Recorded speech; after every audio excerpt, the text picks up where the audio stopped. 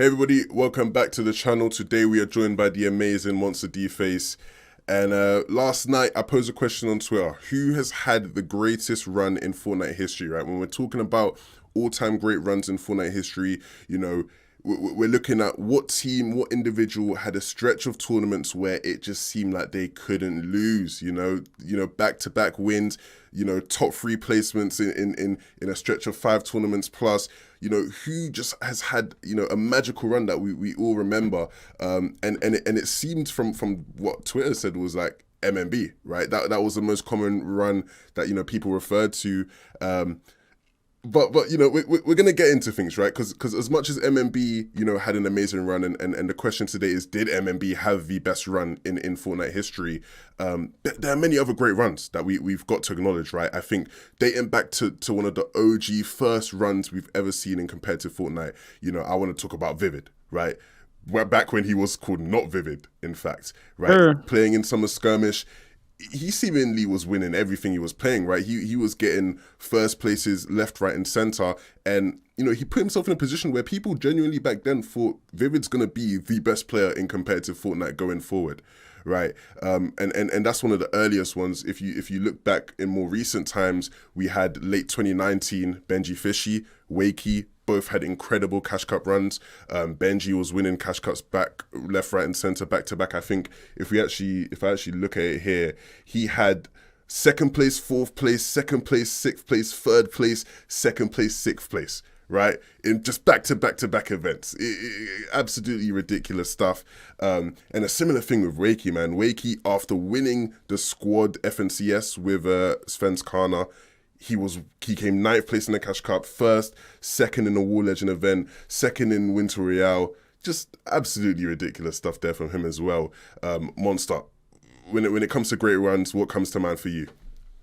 For me, I got my top pick, but I'm gonna fire that at you later when it comes down to Arsenal. But before we get there, these honorable mentions, you gotta bring up people like Rex, Scented, right? The NOS legends, duo gods, squad mode gods, right? They came through, they did it for trios, and then one of the few to do it across the Americas, right? They only performed on West, came over to East, put up big numbers as well. You talk about honorable mentions, you got to bring up Zay and Saf. These guys were some of the most consistent. Let's not forget what they did during their trio runs, but more importantly, they carried that into squads where you had High Sky, Kamadan, Zay, Saf.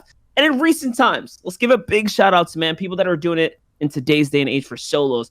L2 Coop back-to-back champs holding the throne right now for NA East. Arkram doing the same for NA West. And this is something we haven't seen very often. They're setting the law down for solos. So there's a lot of players, but there's very few moments where you see just legendary back-to-back streaks like this, especially at the grand finals championship stage. Yeah, it's really important, especially like you mentioning, like, for example, a Zay and Saf, right, during squads. During them qualifiers, right, you're playing against a top competition. I say here consistently, when it comes to these team game modes, NA East is one of the most difficult places to perform well in consistently. In every single week that they qualified for the finals of the qualifiers, they won. Like, that's not something that's easy to do. That's not something that any team is just doing. This is greatness. This is things that we remember people for. And like you said as well, with the most recent things we've seen, right, with Coop, he's on a back-to-back stretch right now, with a great performance in trios and the next DreamHack. He could cement this as being his own kind of run, and a similar thing with Arkham. I really want to know from you, though, when it comes to comparing these runs, do you weigh up, the region-based stuff a bit more? Because when you look at, right, Scented, Rex, and Edgy, the kind of run that they had from trios into squads, that's ridiculous. I think even compared to, like, all the other, people we're talking about, in terms of actual number of victories, I don't think there's anyone that compares, but a lot of people kind of weigh it down less just because of the the whole NA West aspect, right? It's in a region that is not necessarily as strong as NA East or EU. Is that something that you factor into your mind?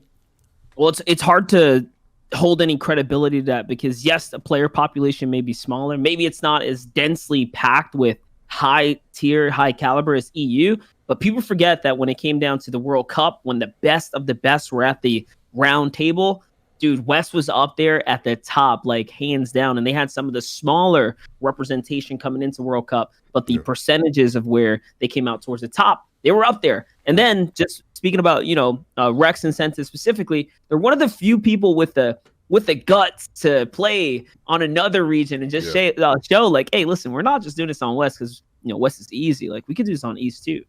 Is that something that you think we could maybe see more often? Like, I remember there were times, I believe it was during last year's where we saw Papi and Volks. They came over to NA to compete. Obviously, I don't think this was necessarily like as by virtue of the region, but we saw. I'm losing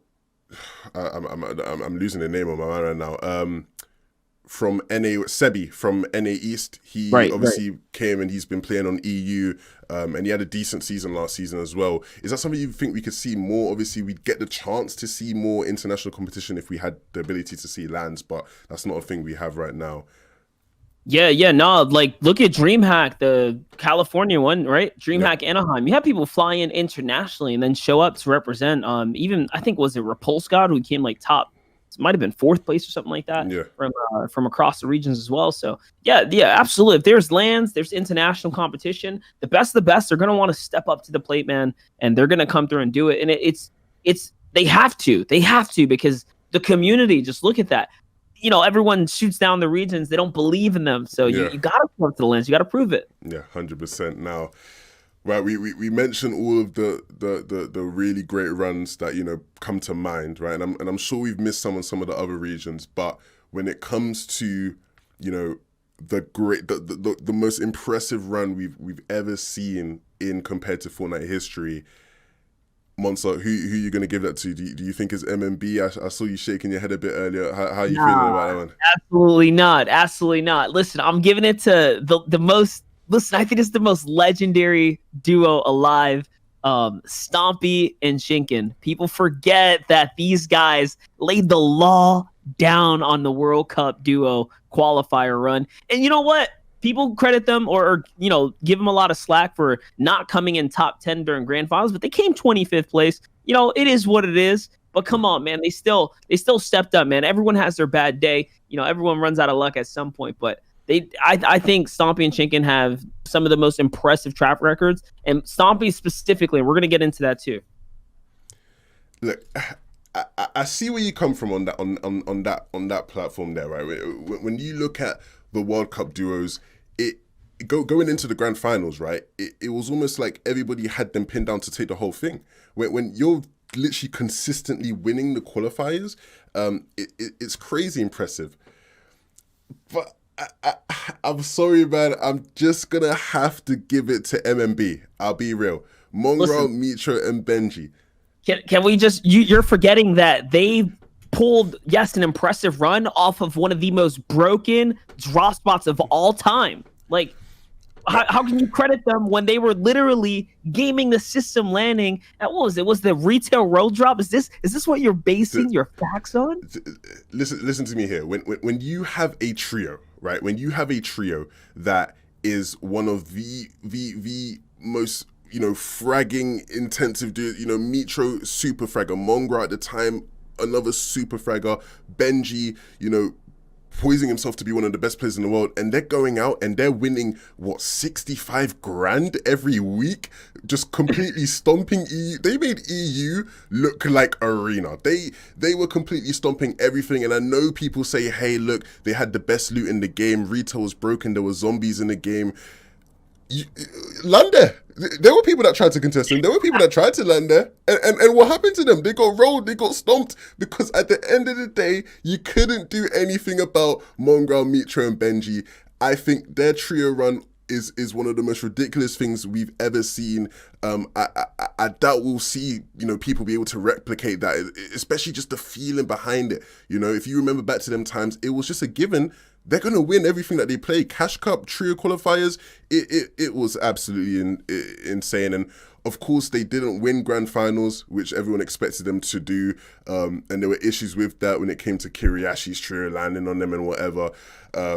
But regardless, man, See, going that's out what and I'm winning. talking about right there. But You say land there, and then they get landed on, and they get to face the real fire, man. but look, you mentioned it, right? Because they got landed on, but that season was broken, and one of the reasons that season was broken was because of the mechs. And what happened when they got landed on? They got landed on with mechs. It wasn't just they got landed on and got out contested. They got landed on with mechs, Monster. Come on, we really gonna down credit them because of mechs. Going to the highlights, they were outplayed though. If you look at the people that landed on them at the time were some no names too. It wasn't just Kiriyashi. There was another time too. They were using mechs. They were distracting them. They were getting outplayed, outpinched. Trust me, when it came to grand finals, they just weren't informed. They weren't ready to be contested because their quals run. It was like arena. They were given that. They were given that. See, when it comes down to Stompy and Chinkin, people forget that they did it when the pressure was at the highest. World Cup, like everyone and their mothers wanted to qualify for World Cup, and they were doing it over and over and over. And then not only that, they continued it. Stompy continued it. When he opened the door to Aqua, like he's still till this day, if it's a duo game mode, if it's a squad-based game mode, and Aqua pairs into the Stompy with Stompy or with Chinkin as that power trio, power duo, bro, they give MMB a run for their money on those game modes too. I just don't think that you can say with confidence that MMB was the best when they had the retail loot in their favor that time, which was ridiculous. Then they fell flat, during grand finals. They finally get contested by a good team. And then you look at a team like I said, Stompy and Chinkin specifically, you throw Aqua in the mix. They were also a top tier trio. And more specifically, Stompy's done it with multiple players. So like Stompy is just nasty when it comes down to these team-based game mode.